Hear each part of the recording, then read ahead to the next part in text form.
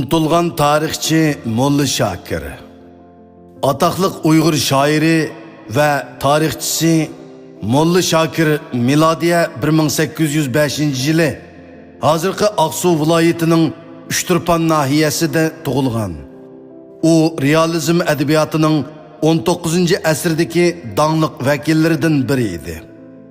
1864 yılı yazda bütün Tengirteğinin şimali ve cenubida keng kölemlik kozgulan partlap, ilgiri keyin ilida Uygurlarının ili Tarançı Sultanlığı, Kaşgar'da Kaşgar hükümeti, Kuçar'da Raşid'in Hoca başçılıqıdaki Kuçar Xanlığı, Xotan'da Xotan hükümeti kurulup, Mençin hakimiyeti bütünley dügüdek yoqtuldu. 1864 yılı 6. iyon Kucha dehqonlari qo'zg'olon ko'tirib g'alaba qilgan hamda Ишан Rashidin Xon hokimiyati tiklangan. 60 yoshga yaqinlashib qolgan Molla Shakir yuqorqi Rashidin Xo'ja askarlarga qo'shilib 28 yoshlik Molla Musa Sayrami bilan birga shu yili yozdagi Uchturpan urushiga qatnashgan edi.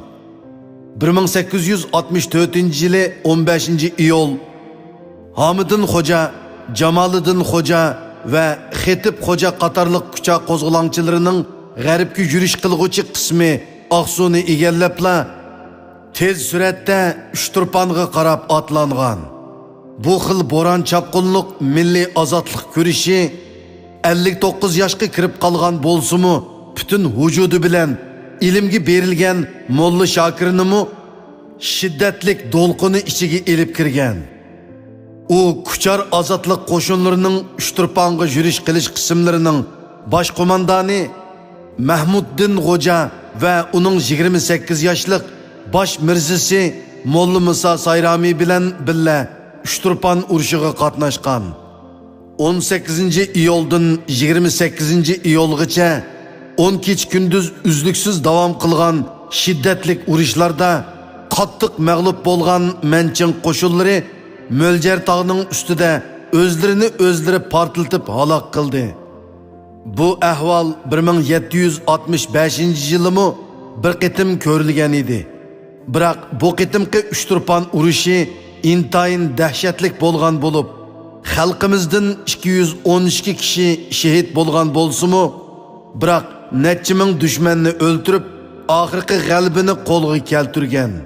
Şunda qılıp, 1765 yılı Möljer tağdın özünü yargı taşlıp algan 7 qizlarimning ro'yi xo'sh bo'lgan ve ularning intiqomi 99 yıldan keyin elingan. Aradan 2 yildek vaqt o'tgandan keyin, yani 1867 yılı 6 ayda mazkur qo'zg'olonchilarning Aqsu ve Uchturpandagi hukumati Yaqubbek Bedövlet tarafidan to'liq og'dirilib, qo'zg'olonchi qo'shinning ko'p qism boshliqlari o'ldirilgan ve nazarband ostiga ilingan.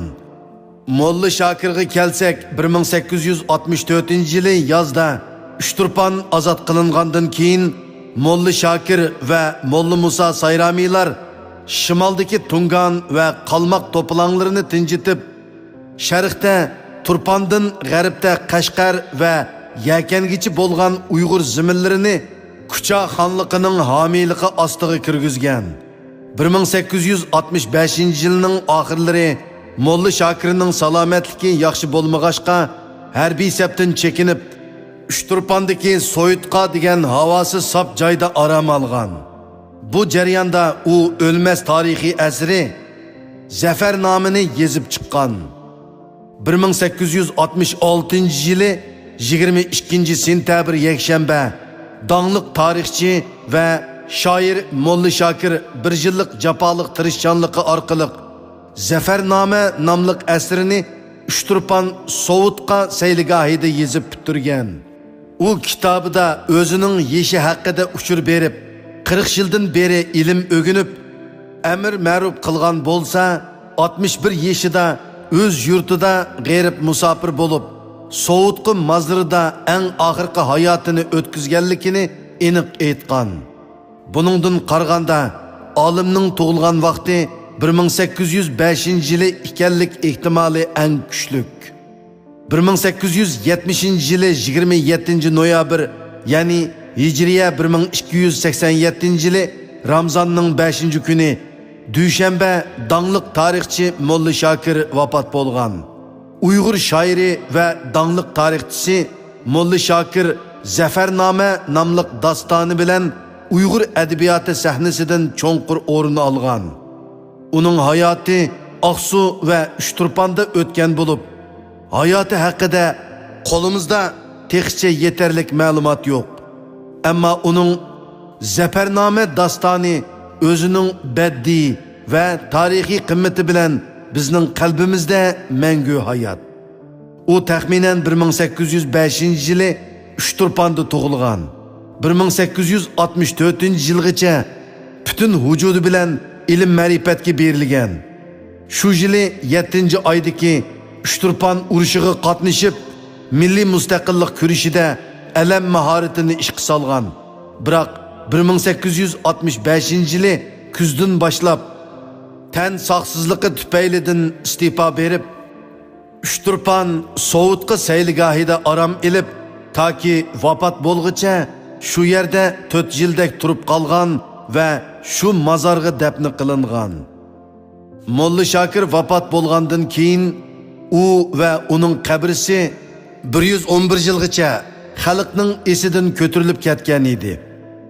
Baxtga yarasha doktor Nabijon Tursun apandining dadisi Tursun Barat aka 1986 yili marhum Molla Shakirning Zafername nomli asri yozilganligining 120 yilligiga, vafotining 116 yilligiga ulgurtib, bu zotning mazrini to'g'ri bayqab chiqib, avomga oshkorlagan.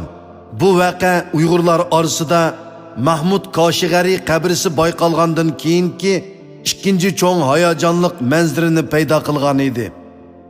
Darvaqa Tursun Barat akaning 1980 yili 7 qizlarimning qabrlarini bayqab chiqqandan keyingi yana bir izdinish to'pisi.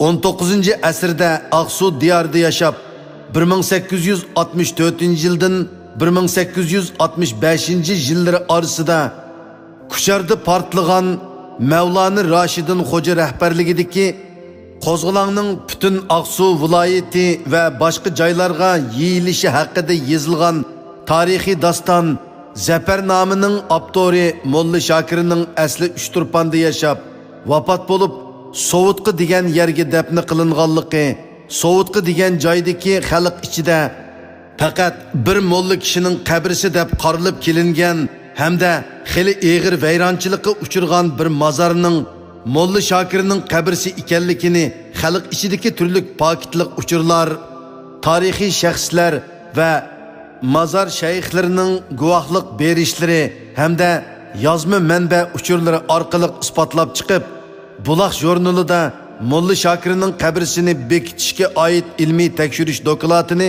e'lon qilganligi edi.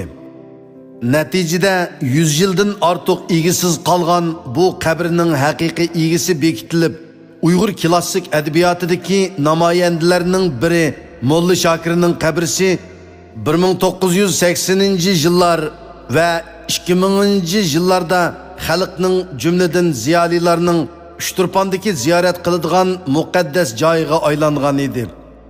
Tursun Barat akaning jafoliq izdinish va ko'p kishilarni ziyorat qilishi natijasida Uchturpondagi Sovetga sayligohidagi tashlanib qolgan bir qabrda yotgan kishining asli Uyg'ur xalqining munavvar farzandi, Uyg'ur klassik adabiyotining mashhur namoyandalaridan biri va 1864-yildagi Rashidin Xo'ja qatorliqlar rahbarligidagi Kuchar qo'zg'olonining ishtirokchisi, Uchturpondagi Manju Ching qo'shinlarini yo'qotish janglariga qatnashgan Molla Shakir ekanligi bekitilib chiqilgan edi.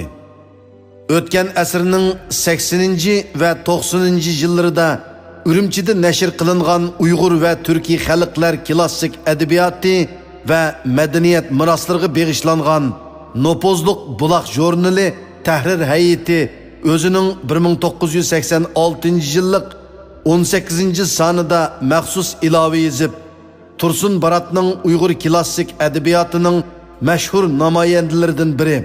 Tarixchi va shoir Zafarnoma dastonining avtori Molla Shokirning qabrisini topganligini olqishlab, bu xalqimizning madaniy hayotidagi zo'r ish deb baho bergan ham shuningdek bu munosabat bilan Tursun Baratning talantli shoir va tarixchi Molla Shokirning qabrisi to'g'risidagi izlanishlarimiz mavzuliq dokladini